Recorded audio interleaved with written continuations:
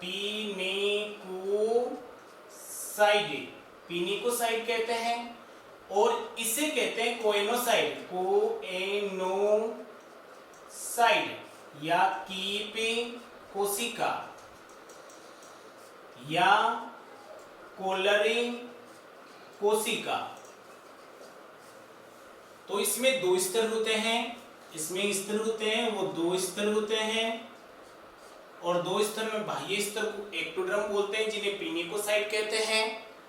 अंत स्तर होता है वो एंडोडर्म से बना होता है, उसे कोएनोसाइड कहते हैं, कीप कोशिका कहते हैं या कोलर कोशिका कहते हैं। लेकिन ये केवल स्पंजियों में पाया जाता है, लेकिन यह केवल स्पंजियों में पाया जाता है, ये केवल किस में मिलेगा? स्पंजियों में पाया जाता है। तो हम बात कर रहे थे ये प्रथम बहुकोशिकीय जीव होते हैं। सममिति, असममिति तथा कुछ अरीय सममित प्राणी होते हैं, जैसे साइकोन से शरीर संगठन कोशिकीय स्तर का होता है। जनन स्तर के आधार पर ये द्विकोशिकीय या डिप्लोब्लास्टिक प्राणी होते हैं, मतलब शरीर में दो स्तर होंगे। बाह्य स्तर होते हैं उसे एक्टोडर्म बोलते हैं, या इसे पिनिको एक्टोडर्म का बना होता है, पिनिकोसाइड कहते हैं। आंतरिक स्तर होता है वो एंडोडर्म होता है, उसे कोएनोसाइड, कीप कोशिका या कोलर कोशिका कहते हैं। और ये केवल स्पंजियों में पाया जाता है। तो ये कहाँ मिलेगा आपको? स्पंजियों में पाया जाता है। अब क्या है, इन दोनों स्तरों के मध्य मेसेनकाइम द्रव्य भरा होता है। इन दोनों स्तरों के मध्य, दोनों स्तरों के मध्य मेसेनकाइम द्रव्य भरा होता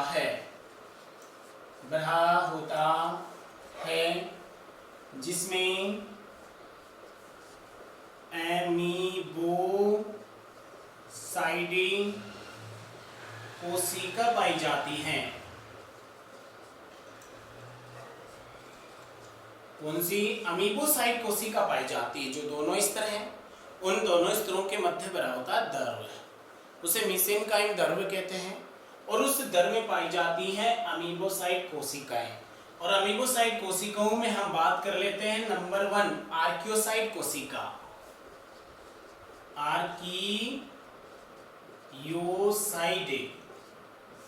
आर्कियोसाइड कोशिका की जब बात करते हैं हम, आर्कियोसाइड कोशिका की जब बात करते हैं, ये अविभेदित टोटीपोटेंट कोशिका होती हैं।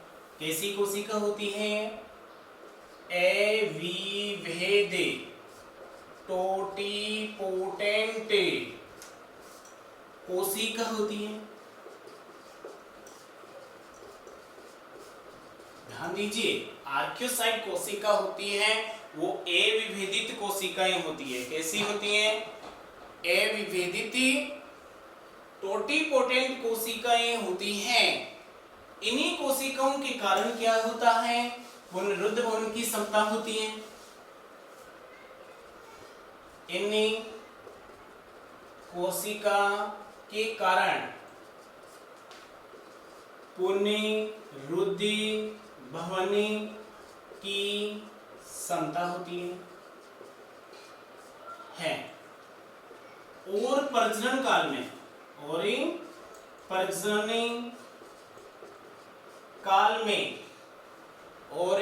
प्रजनन काल में ये कोशिकाएं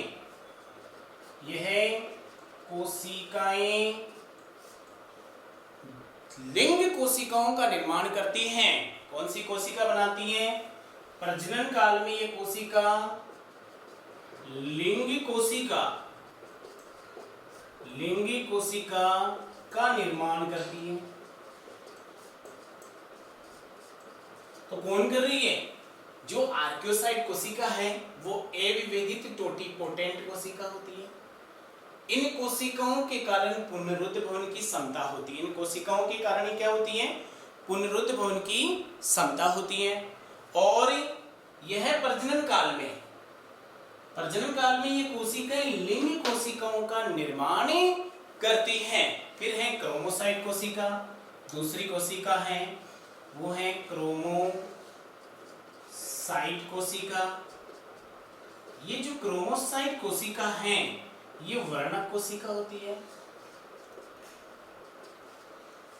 ये वर्णक कोशिका होती है। फिर होती है ट्रोफोसाइट कोशिका, ट्रोफोसाइट कोशिका। ये जो ट्रोफोसाइट कोशिका होती है उन्हें हम बोलते हैं पोषक कोशिकाएं, इन्हें कहते हैं पोषक की कोशिका बोलते हैं, इन्हें बोलते हैं हम पोषक की कोशिका। माइसाइटोसाइड,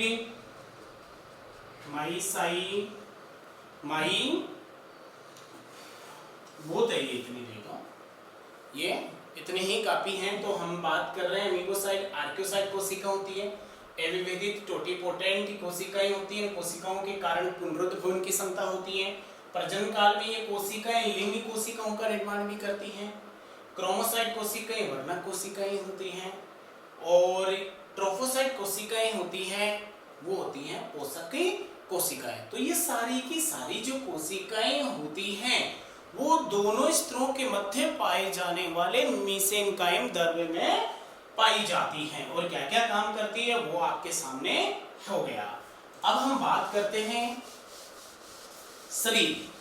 तो इनका शरीर होता है वो फूलदान के समान होता है, इनका शरीर होता है वो होता है फूलदान के समान। इनका शरीर दिखाते हैं आपको कि किस प्रकार से होता है। ये एक बड़ा सा छिद्र ऊपर होता है और इस प्रकार से इनका शरीर होता है,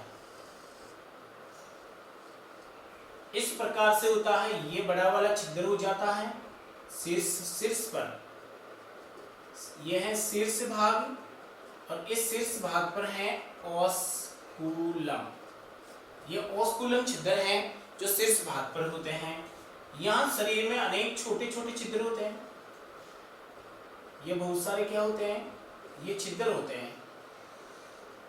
ये बहुत सारे शरीर पर क्या होते हैं, ऐसे छिद्र होते हैं। ये बहुत सारे छिद्र हो गए। तो इन छिद्रों को अस्थियां कहते हैं। इनके द्वारा जल अंदर प्रवेश करता है और इसके द्वारा जल बाहर निकलता है। तो इनका जो शरीर होता है, इनका जो शरीर होता है वो शरीर फूलदान के समान होता है, और इसके शरीर पर अनेक छोटे छोटे छिद्र पाए जाते हैं। उन छिद्रों को हम ओस्टिया कहते हैं, जिनके द्वारा जल शरीर के अंदर प्रवेश करता है, और शीर्ष भाग पर एक छोटा सा छिद्र पाया जाए, बड़ा छिद्र होता है, शीर्ष भाग पर एक बड़ा छिद्र होता है, उसे ओस्कुलम कहते हैं, जिनके द्वारा जल शरीर से बाहर निकल जाता है। तो शरीर की बातें हो गई कि इनका शरीर कैसे होता है। इसमें क्या होती है, अंदर शरीर के बीचों बीच में गुहा होती है, स्पंज गुहा या स्पॉन्जोसील कहते हैं। जैसे मान लीजिए ये साई कौन है, तो इसमें तो शरीर की बातें हो गई कि कैसे बताना है। जैसे ये है स्पंज की बात कर रहे हैं हम, तो इस प्रकार से होता है स्पंज, ये हो गया स्पंज। तो इसमें क्या एक गुहा बनी होती है, ये अंदर की ओर एक गुहा होती है। इस गुहा को हम कहते हैं स्पंज गुहा या स्पेंजोसील गुहा कहते हैं। तो स्पंजों में पाई जाने वाली गुहा को हम स्पंज गुहा कहते हैं या स्पंजोसील गुहा कहते हैं। तो इनमें क्या कौन सी गुहा पाई जाती है, बीच में होती है गुहा। वैसे तो ये एधेगुई प्राणी होते हैं, लेकिन बीच में स्थान होता है, गुहा का काम कर रहा है, वो गुहा स्पंज गुहा या स्पंजोसील गुहा होती है। तो हमने बात बताया कि इनका शरीर होता है वो फूलदान के समान होता है। शरीर पर अनेक छोटे छोटे छिद्र होते हैं जिनके द्वारा जल अंदर प्रवेश करता है। शीर्ष भाग पर एक बड़ा छिद्र होता है जिन्हें ओस्क्यूलम कहते हैं, जिनके द्वारा जल शरीर से बाहर निकलता है। इनके मध्य में एक गुहा होती है, उस गुहा को हम स्पंजोसील गुहा कहते हैं। अब है मेन चीज, इसके इंपोर्टेंट क्वेश्चन है, वो है इसकी विशेषता। तो इसमें कौन सी ऐसी विशेषता पाई जाती है उनकी बात हम करते हैं कि कौन सी हम विशेषता की बातें करते हैं। तो इसमें विशेषता की बात करते हैं। विशेषता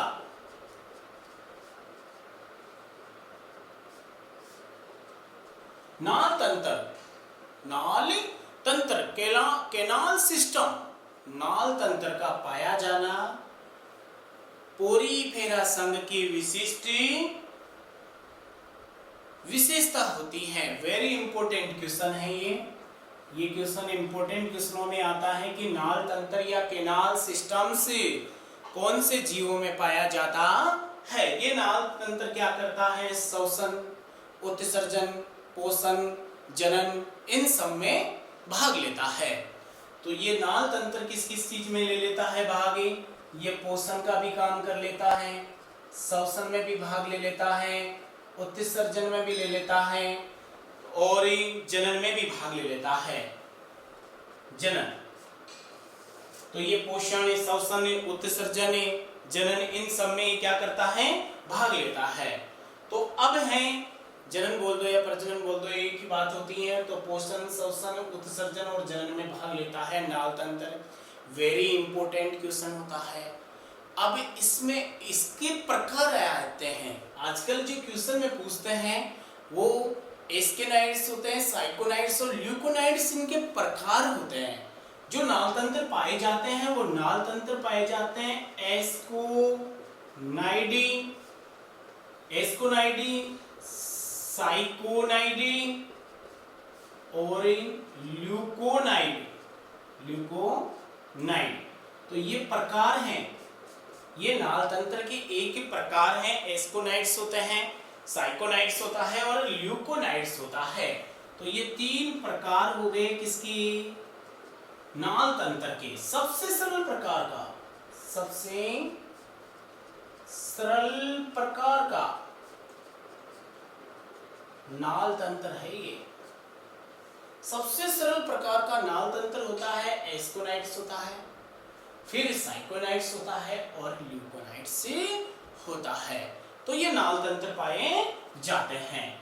तो बहुत ही इंपॉर्टेंट क्वेश्चन है कि पोरीफेरा संघ के प्राणियों में नाल तंत्र पाया जाता है।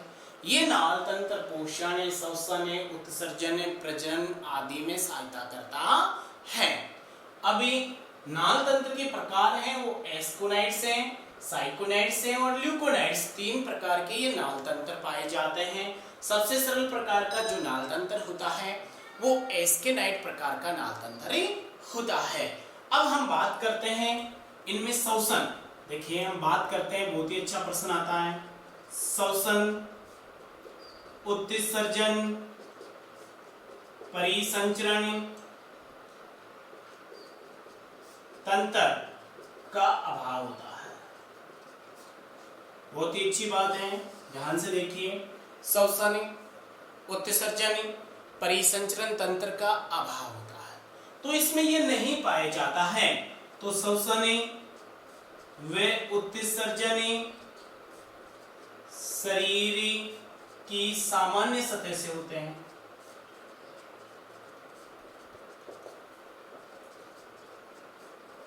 तो थोड़ा सा ध्यान देना है आपको यहाँ पे कि यहाँ कौन से प्रश्न बन सकते हैं, वो प्रश्नों की बात कीजिए आप। प्रश्न बन सकता है ये नाल तंत्र, दिमाग में ये बैठा लीजिए कि ये नाल तंत्र कौन से जीवों में पाया जाता है। तो नाल तंत्र कौन कौन से नाल तंत्र पाए जाते हैं, तो वेरी इंपॉर्टेंट क्वेश्चनों में है नाल तंत्र एस्कोन, साइकोन, ल्यूकोन पाया जाता है। सबसे सरल होता है, एस्कोनाइड्स प्रकार का होता है। श्वसन नहीं है, उत्सर्जन नहीं है, परिसंचरण तंत्र भी नहीं पाया जाता, लेकिन श्वसन और उत्सर्जन होता है तो शरीर की सामान्य सतह के द्वारा होता है। अब है इसमें वितरण, परिवर्धन की बात करते हैं। परिवर्धन, तो परिवर्धन प्रत्यक्ष होता है या अप्रत्यक्ष होता है। जिन जीवों में लार्वा पाया जाता है, जिन जीवों में लार्वा पाया जाता है उन जीवों में परिवर्धन अप्रत्यक्ष होता है। बस दिमाग में एक चीज बैठा लीजिए, जब भी हम प्रत्यक्ष और अप्रत्यक्ष बोलते हैं तो केवल एक ही चीज इसमें काम करती है, वो है लार्वा। यदि जिस जीव में लार्वा होता है तो वो अप्रत्यक्ष होता है। तो इसमें परिवर्धन अप्रत्यक्ष होता है, अप्रत्यक्ष होता है क्योंकि लार्वा जाती है। तो इसमें परिवर्धन कैसा हो गया भाई? तो इसमें परिवर्धन अप्रत्यक्ष होता है। प्रत्यक्ष होने का कारण लार्वावस्था। तो पेरेनकाइमुला लार्वा होता है, वो होता है पेरेनकाइमुला। पेरेनकाइमुला लार्वा एम्फीब्लास्टुला।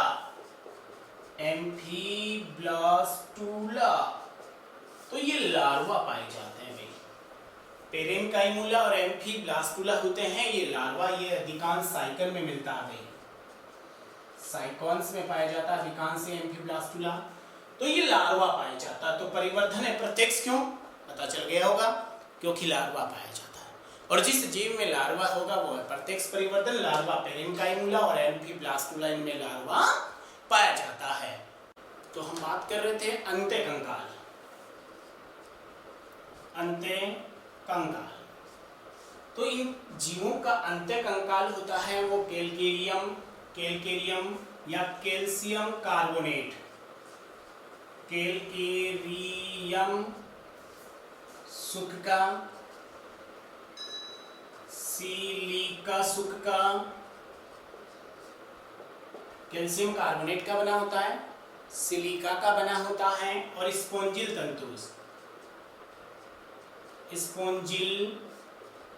तंतु का बना होता है। तो इन सब का मिलकर क्या बना होता है? अंत्यकंकाल बना होता है इन जीवों का। तो इन जीवों का अंत्यकंकाल किसका बना होता है? और हम अब अंत्यकंकाल के आधार पर ही इन जीवों का वर्गीकरण करते हैं। तो अब हम लेते हैं जीवों का वर्गीकरण। क्लासिफिकेशन। तो वर्गीकरण की बात करते हैं तो किस आधार पर लिया? अंत्यकंकाल के आधार पर। अंत्यकंकाल के आधार पर नंबर 1 कैल्सी स्पोंजी नाम से ही पता चल रहा है। अंत्यकंकाल कैल्शियम कार्बोनेट का बना होता है,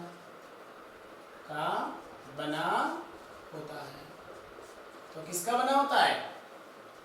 अंत्यकंकाल कैल्शियम कार्बोनेट का बना होता है। तो हो गया कैल्सी स्पोंजी। कोएनोसाइट बताया था मैंने कि कोशिका ये इसमें बड़ी होती है। कोएनोसाइट कोशिकाएं होती हैं, वो इनमें बड़ी कोशिकाएं होती हैं। इसमें जो मैंने अभी नाल तंत्र बताया था, नाली तंत्र, तो इसमें एस्कोनोइडे और साइकोनोइडे, एस्कोन में और साइकोन में ये नाल तंत्र पाया जाता है इनमें। जो कैल्सी स्पोंजी होते हैं अंत्यकंकाल कैल्शियम कार्बोनेट का बना होता है। कोएनोसाइट कोशिका इनमें बड़ी होती हैं। नाल तंत्र एस्कोनाइट्स, एस्कोन्स और साइकोनाइट्स प्रकार का नाल तंत्र पाया जाता है। एग्जाम्पल की बात करें तो एक तो एस्कोन हो गया, एक साइकोन हो गया, एस्कोन हो गया, साइकोन्स हो गया और ल्यूकोसोलेनिया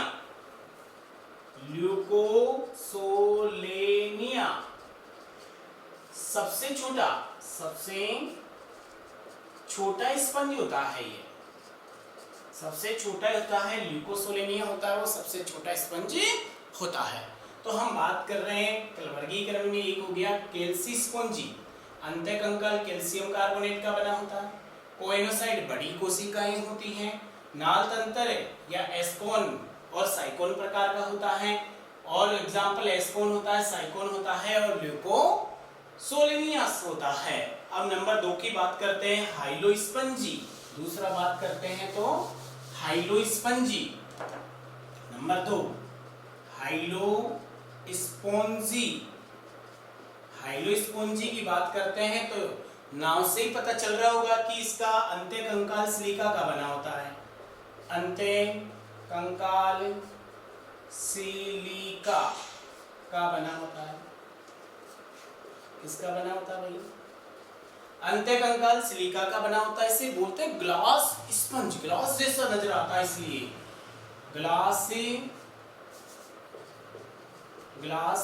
स्पंज बोलते हैं इसमें, इन्हें बोलते हैं तो हम क्या बोलते हैं, ग्लास स्पंज बोलते हैं।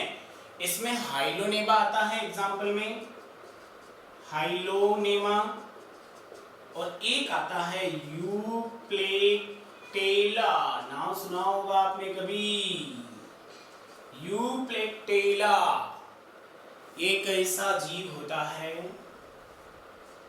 जिसको जापान में क्या करते हैं, नवविवाहित जो जोड़े होते हैं उन जोड़ों को उपहार के रूप में दिया जाता है, इसलिए इसे फूलों की टोकरी, क्या कहते हैं, फूलों की टोकरी कहते हैं, या वीनस की पुष्प मंजूषा कहते हैं, वीनस की पुष्प मंजूषा या फूलों की टोकरी कहते हैं। तो यूप्लेक्टेला है, इसे वीनस की पुष्प मंजूषा या फूलों की टोकरी कहते हैं, क्योंकि इसको जापान में शादी के अवसर पर क्या करते हैं, नवविवाहित जोड़ों को दिया जाता है, क्योंकि इसके जो नर और मादा होते हैं जब तक जीते हैं वो एक साथ जीते हैं और जब मरते हैं तो एक साथ मर जाते हैं, इसलिए उपहार के रूप में दिया जाता है कि जब तक आप जी रहे हो तब तक साथ जीजिए। तो ये यूप्लेक्टेला अच्छी बात है। वीनस की पुष्प मंजूषा की बात कर लेते हैं, तो ये सारी चीजें इसमें आ जाती हैं। तो ये हाइलोस्पोंजी हो गया, अंत्य कंकाल हो गया, ग्लास स्पंज कहते हैं इसे, और इसमें हाइलोनेमा और यूप्लेक्टेला आता है। यूप्लेक्टेला की बात हो ही गई कि इसे क्या कहते हैं। फिर है डेमोस्पंजी, नंबर 3 पे लेते हैं। नंबर 3 पे डेमोस्पोंजी, नाम से ही पता चल रहा होगा, स्पोंजिल तंतुओं का अंत्य कंकाल बना होता है। तो अंत्य कंकाल किसका बना होता है, स्पॉन्जिल तंतुओं का बना होता है अंत्य कंकाल। फिर हम बात करते हैं नाल तंत्र। इसमें जो नाल तंत्र पाया जाता है, नाली तंत्र, रेगोन या जटिली, रेगोन या ल्यूकोनाइड प्रकार का पाया जाता है। इसमें जो लार्वा बन सकता है वो रेगान लार्वा बन सकता है। कौन सा लार्वा बन सकता है, रेगान प्रकार का लार्वा भी बन सकता है। इसमें जो एग्जाम्पल है तो वो आता है स्पोंजिला और यूस्पोंजिला, स्पोंजिला और यूस्पोंजिला। स्पोंजिला को बोलते हैं बाथ स्पंज, बाथ स्पंज, और यूस्पोंजिला को बोलते हैं fresh water sponge, fresh water sponge. तो इसमें स्पोंजिला आता है जिन्हें हम बोलते हैं बाथ स्पंजी, और इसमें आता है यूस्पोंजिला जिन्हें बोलते हैं फ्रेश वाटर स्पंज। तो ये डेमोस्पोंजी हो गया। स्पोंजिल तंतुओं का अंत्य कंकाल बना होता है। नाल तंत्र जटिल होता है, वो रेगोन या ल्यूकोनाइड्स होता है। लार्वा वैसे तो आपको पेरेन्काइमुला, एम्फीब्लास्टुला बताया था, लेकिन रेगान्स कभी आ जाए तो भी हमें याद रखना है। और इसमें एग्जाम्पल स्पोंजिला और यूस्पोंजिला आता है। अब थोड़ी सी हम बात कर लेते हैं कि जो जीव होते हैं पोरीफेरा के, वो उभयलिंगी होते हैं, उभयलिंगी प्राणी होते हैं। भाई कैसे प्राणी है, और लैंगिकी व अलैंगिक जनन पाया जाता है। तो जनन कौन सा होता है, लैंगिक व अलैंगिक जनन पाया जाता है, और उभयलिंगी प्राणी होते हैं। तो यहाँ पर आकर हम ये क्लियर हो जाता है। तो अब हम बात कर रहे हैं नंबर 3 पे आ जाते हैं, संघ है सिलेंट्रेटा। स्लेंट्रेटा जो संघ था वो दिया था ल्यूकट में, और है निडेरिया, और निडेरिया दिया था हैस्टेड में। तो हम इसे स्लेंट्रेटा क्यों कहते हैं, हम इस संघ को निडेरिया क्यों कहते हैं, तो इसी बात पर हम बात कर रहे हैं कि स्लेंट्रेटा जो जीव हैं उन जीवों में एक स्लेंट्रोन नामक गुहा पाई जाती है। उस स्लेंट्रोन नामक गुहा के कारण इस संघ को रखा गया था स्लेंट्रेटा में। लेकिन इसे हमने निडेरिया क्यों कहा, तो इसमें निडेरिया कहने का कारण था कि इसमें दंश कोशिकाएं या नेमेटोसिस्ट या नीडोब्लास्ट कोशिकाएं पाई जाती हैं। बहुत ही बेस्ट विशेषताओं में आती है। इसकी सबसे बेस्ट विशेषता है, वो विशेषता है ये इम्पोर्टेंट क्वेश्चन है, जो बेस्ट विशेषता है वो है इसकी दंश कोशिकाएं नेमेटोसिस्ट या नीमोब्लास्ट कोशिकाएं होती हैं। सबसे बेस्ट है तो ये है दंश कोशिका, नेमेटोसिस्ट या नीमेटोब्लास्ट कोशिकाएं। वेरी इंपॉर्टेंट क्वेश्चन की बात करते हैं कि स्लेंट्रेटा की मुख्य विशेषता क्या है, तो मुख्य विशेषता है दंश कोशिका, नेमेटोसिस्ट या नीडोब्लास्ट कोशिकाएं होती हैं। ये कोशिकाएं करती क्या है, इन कोशिकाओं का कार्य क्या है, ये शिकार पकड़ने में काम करती हैं, सुरक्षा का काम करती हैं और गमन में सहायता करती हैं। तो इन दंश कोशिकाओं का कार्य क्या है, इन दंश कोशिकाओं का कार्य है शिकार पकड़ना, सुरक्षा और गमन करना, इनका काम होता है। और मेन ये है प्रश्न सबसे बेस्ट, इनकी गुहा को क्या कहते हैं, इनकी गुहा को। अब इन जो नीडोब्लास्ट कोशिका हैं उनका निर्माण कहाँ से होता है, बहुत ही अच्छा प्रश्न बना लेते हैं। तो ये जो कोशिकाएं हैं इनका जो निर्माण होता है वो एपिडर्मिस की अंतराली कोशिकाओं से होता है। एपिडर्मिस की अंतराली कोशिका से।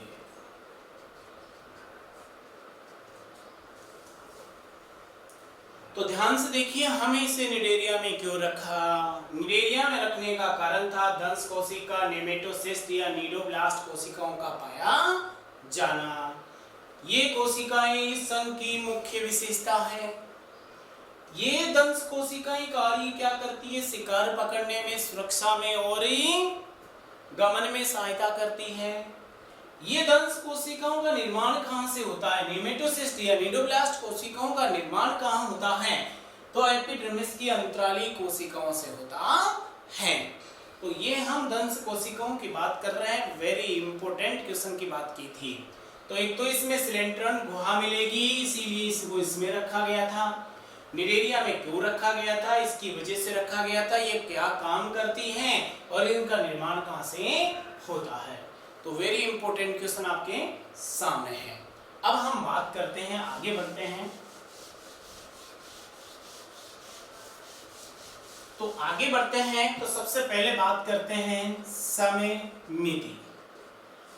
तो इन जीवों में अरीय सममिति पाई जाती है। इन जीवों में कौन सी सममिति पाई जाती है, अरीय सममिति पाई जाती है।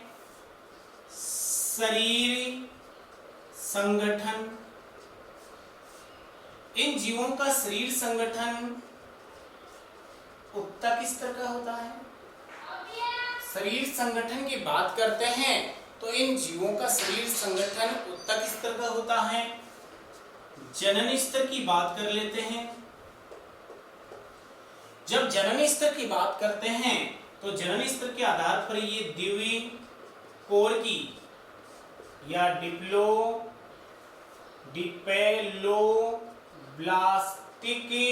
जंतु होते हैं। द्विकोरकी या डिप्लोब्लास्टिक जंतु होते हैं, जिसमें वही एक्टोड्रम और एंडोड्रम पाया जाता है। एक्टोड्रम पाया जाता है, एंडोड्रम पाया जाता है, और मीजोगीलिया नामक इसके बीच में दर्भ बना होता है।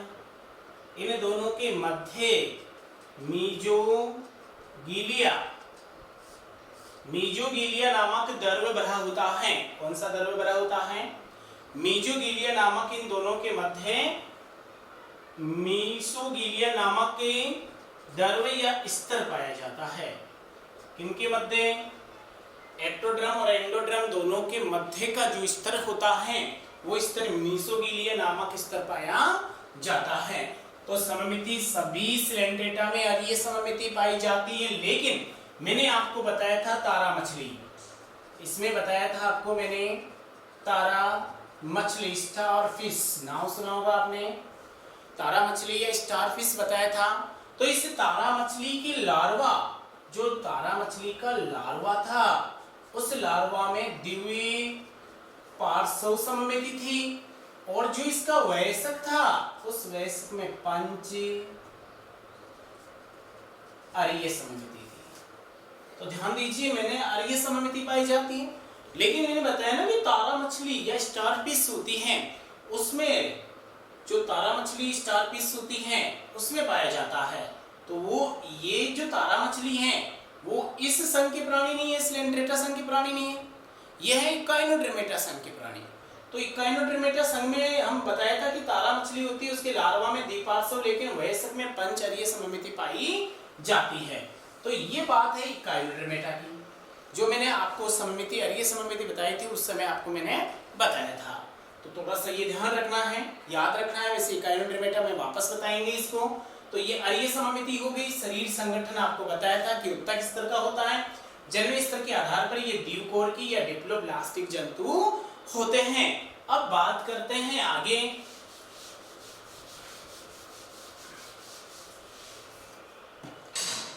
अब हम बात करते हैं शोषण, उत्सर्जन व परिसंचरण का अभाव होता है। किसका अभाव होता है? शोषण, उत्सर्जन व परिसंचरण का अभाव होता है। तो शोषण व उत्सर्जन शरीर की सामान्य सतह के द्वारा सतह से विसरण विधि से होता है। कौन सी विधि से होता है भाई? वही शरीर की सामान्य सतह से विसरण विधि के द्वारा इसमें शोषण होता है। अब हम बात कर रहे हैं, यह प्रथम संघ है जिसमें तंत्रिका तंत्र का निर्माण होता है। प्रथम संघ है संघ जिसमें तंत्रिका तंत्र का निर्माण होता है। तो ये प्रथम संघ है जिसमें तंत्रिका तंत्र का निर्माण होता है। इनमें जो पुनरुत्थान भवन क्षमताएं होती है वो अंतराली कोशिकाएं, पुनरुत्थान भवन की जो क्षमता होती है वो किसके कारण होती है? वो होती है अंतराली कोशिका के कारण। कौन सी कोशिका के कारण होती है भाई? पुनरुत्थान भवन की क्षमता होती है वो होती है अंतराली कोशिकाओं के कारण। शोषण उत्सर्जन परिसंचरण का अभाव हो गया। शोषण उत्सर्जन शरीर की सामान्य सतह से विसरण विधि से हो गया। प्रथम संघ है जिसमें तंत्रिका तंत्र पाया जाता है। पुनरुत्थान भवन की क्षमता की बात आए तो आपको याद रखना है कि अंतराली कोशिकाओं के द्वारा होता है। अब हम बात कर रहे हैं द्विरूपीय प्राणी होते हैं। ये प्राणी कैसे होते हैं? द्विरूपीय प्राणी होते हैं। ये प्राणी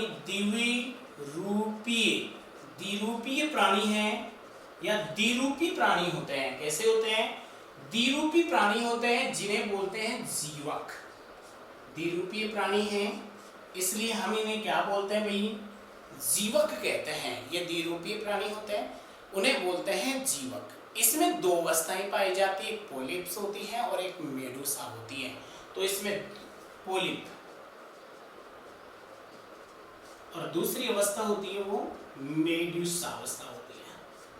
तो द्विरूपीय दो रूप होते हैं इनके रूप होते हैं, वो दो रूप होते हैं। एक पोलिप अवस्था होती है और एक मेडूसा अवस्था होती है। पोलिप अवस्था स्तनबद्ध लैंगिक अवस्था होती है। कैसी अवस्था होती है भाई? पोलिप अवस्था कैसी है? ओलिपेक स्थान बद्ध अलैंगिक अवस्था होती है। तो मेडुसा स्वतंत्र लैंगिक अवस्था होती है। ध्यान दीजिए, ओलिपिक स्थान बद्ध अलैंगिक अवस्था होती है, मेडुसा स्वतंत्र लैंगिक अवस्था होती है। तो इन दोनों की वजह से इनमें पाया जाता है पीडी एकांतरण, जिसे मेटाजेनेसिस कहते हैं हम। तो पोलिप व मेडुसा के कारण इनमें पीडी एकांतरण पाया जाता है और हम पीडी एकांतरण को कहते हैं मेडुसा, क्या कहते हैं, मेटाजेनेसिस कहते हैं, मेटाजेनेसिस। तो इसमें पीडी एकांतरण भी पाया जाता है। अब इसका इंपोर्टेंट जो क्वेश्चन है वो है परिवर्धन। तो परिवर्धन कैसा, अप्रत्यक्ष से, लेकिन इसका जो इंपोर्टेंट है वो है लार्वा, क्योंकि अप्रत्यक्ष हो गया तो क्या मिलेगा, इसमें लार्वा अवस्था प्लेनुला लार्वा, ये प्लेनुला लार्वा पाया जाता है, वो मिलता ओबिलिया में, ओबिलिया, ये पाया जाता ओबिलिया। वेरी इंपॉर्टेंट क्वेश्चन होता, प्लेनुला लार्वा किसमें पाया जाता है, प्लेनुला लार्वा पाया जाता वो सिलेंट्रेटा प्राणियों में पाया जाता। सिलेंट्रेटा के कौन से प्राणियों में, ओबिलिया में पाया जाता है। एक दूसरा होता है इफाइरा, ये जो इफाइरा होता है ये ओरिलिया में पाया जाता है, ओरिलिया, ये किसमें मिलता है, ये ओरिलिया में पाया जाता है। तो ये जो इंपॉर्टेंट क्वेश्चन है वो लार्वा है, planula larva. Very important question में याद रखना है आपको कि सबसे बेस्ट क्वेश्चन आता है, या तो पूछ लेते हैं किसमें, ओबिलिया में कौन सा लार्वा पाया जाता, तो प्लेनुला लार्वा पाया जाता, या प्रश्न पूछ लेते हैं सिलेंट्रेटा संघ के प्राणियों में कौन सा लार्वा पाया जाता है, या आपको ये अवस्था पूछ लेते हैं कि पोलिप अवस्था कैसी अवस्था, अलैंगिक होती है या लैंगिक होती है, मेडुसा अवस्था स्वतंत्र होती है, लैंगिक अवस्थाएं होती हैं। तो गुहा बताया था मैंने, अभी सिलेंट्रन गुहा होती है, सिलेंट्रेटा में रखा था। इसकी मुख्य विशेषता अभी मैंने आपको बताई थी, दंश कोशिका है, दंश कोशिकाओं का कार्य बताया था और दंश कोशिकाओं के आपको सब चीजें बता दी थी। अब हम बात करते हैं, वैसे देखा जाए तो इनमें मुख होता है लेकिन गुद्दा नहीं होता है। मुख की बात करें तो मिल जाएगा और गुद्दा की बात करें तो अनुपस्थित होता है। इन जीवों में गुद्दा नहीं पाया जाता। उत्सर्जन अभी बताया शरीर की सामान्य सतह के द्वारा ही होता है। तो ये जीव इसमें रखा गया है।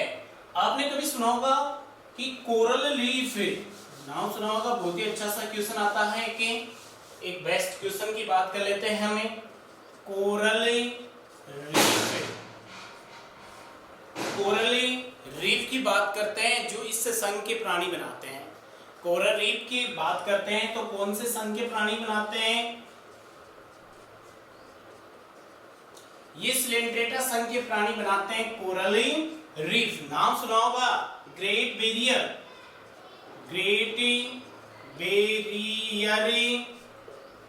रीफ, ये सबसे बड़ी रीफ है, सबसे बड़ी होती है, ऑस्ट्रेलिया में पाई जाती हैं, सबसे बड़ी है ऑस्ट्रेलिया में पाई जाती हैं। तो कई बार क्या करते हैं, क्वेश्चन को उठा लेते हैं यहाँ से कि कोरल रीफ कौन से संघ के प्राणियों में होती है, तो सिलेंट्रेटा संघ के प्राणियों में होती है। ये क्या चट्टानों की तरह बन जाती है, किसकी तरह बन जाती है, चट्टानों की तरह बन जाती है। और सबसे बड़ी जो कोरल रीफ की बात है तो ग्रेट बैरियर रीफ होती है, सबसे बड़ी होती है और ऑस्ट्रेलिया में पाई जाती हैं। अब हम बात करते हैं इनके क्लासिफिकेशन की। तो हम बात करते हैं इनका क्लासिफिकेशन, वर्गीकरण की बात करते हैं। वर्गीकरण, क्लासिफिकेशन। तो वर्गीकरण में हम सबसे बात करते हैं, पहला है हाइड्रोजोआ। किसके आधार पर बांटा वर्गीकरण, पहले वो है, इनका आधार क्या है, वर्गीकरण का आधार है पोलिपी व मेडुसा अवस्था। तो इसका आधार है पोलिप में मेडुसा अवस्था। तो सबसे पहला है हाइड्रोजोआ। हाइड्रोजोआ, देखो एक तो हाइड्रोजोआ है वर्ग, दूसरा है स्काइफोजोआ। स्काइफोजोआ। और नंबर 3 इसका जो वर्ग है वो है एंथोजोआ। एंथोजोआ। तो कितनी चीजें हो गई वर्ग में? इसकी जो वर्ग है, एक है हाइड्रोजोआ है, एक स्काइफोजोआ है और एक एंथोजोआ है। तो हम बात करते हैं सबसे पहले, इसमें दोनों अवस्थाएं मिलती हैं, पोलिपी प्लस मेडुसा, दोनों अवस्था पाई जाती है इसमें। और जो स्काइफोजोआ है इसमें केवल मेडुसा अवस्था मिलेगी, मेडुसा अवस्था पाई जाती है, और इसमें केवल पोलिप अवस्था पाई जाती है। देखो याद रखना, बहुत ही इजी चीज बता रहा हूं मैं। हाइड्रोजोआ जो वर्ग है उस वर्ग में तो पोलिप और मेडुसा दोनों अवस्था ही पाई जाती है। स्काइफोजोआ जो वर्ग है उसमें केवल मेडुसा अवस्था पाई जाती है। मेडुसा अवस्था अभी बताया था मैंने, स्वतंत्र होती है और लैंगिक अवस्था होती है। एंथोजोआ है उसमें केवल पोलिप अवस्था पाई जाती है। पोलिप अवस्था अभी बताई थी मैंने, स्तनबद्ध व अलैंगिक अवस्था होती है। अब हम बात कर लेते हैं कि इनमें कौन कौन से जीव आते हैं। हाइड्रा, जो हाइड्रा होता है उन्हें हम बोलते हैं जलीय स्रव। क्या बोलते हैं? जलीय स्रव कहते हैं इसे। हाइड्रा आता है इसमें। और अभी हमने लिया था फाइसेलिया, लिया था क्या? अभी ओबेलिया लिया था, ओबेलिया, फाइसेलिया। जो ये फाइसेलिया है इसे बोलते हैं हमें पुर्तगाली युद्धपोत। पुर्तगाली युद्धपोत। तो ध्यान दीजिए, हाइड्रोजोआ, पोलिप, मेडुसा दोनों अवस्था आती है, जिसमें हाइड्रा आता है जिन्हें जलीय स्रव बोलते हैं। ओबेलिया आता है, ओबेलिया में मैंने अभी कुछ समय पहले आपको एक लार्वा बताया था, प्लेन्यूला लार्वा बताया था। फाइसेलिया बताया था, फाइसेलियम काइमेरा लार्वा बताया था आपको मैं, पुर्तगाली युद्धपोत कहा जाता है। फिर है स्काइफोजोआ, मेडुसा होता है, इसमें आता है, फाइसेलिया में भी नहीं बताया, ओरिलिया में बताया था मैंने आपको। काइमेरा जो लार्वा बताया था इफाइरा, वो बताया था ओरिलिया। तो ओरिलिया आता है इसमें, ओरिलिया। इसमें कौन से जीव आता है? ओरिलिया जीव आता है। तो वो किस में आता है? स्काइफोजोआ में आता है, जिसमें केवल मेडुसा अवस्था ही पाई जाती है। इसमें आता है, एग्जाम्पल की बात करें तो पेनेटुला, पेनेटुला इसे बोलते हैं समुद्री पेन। एक आता है पेनेटुला, पेनेटुला को बोलते हैं समुद्री पेन। फिर होता है मेड्रीपोरा, मेड्रीपोरा इसी में आता है।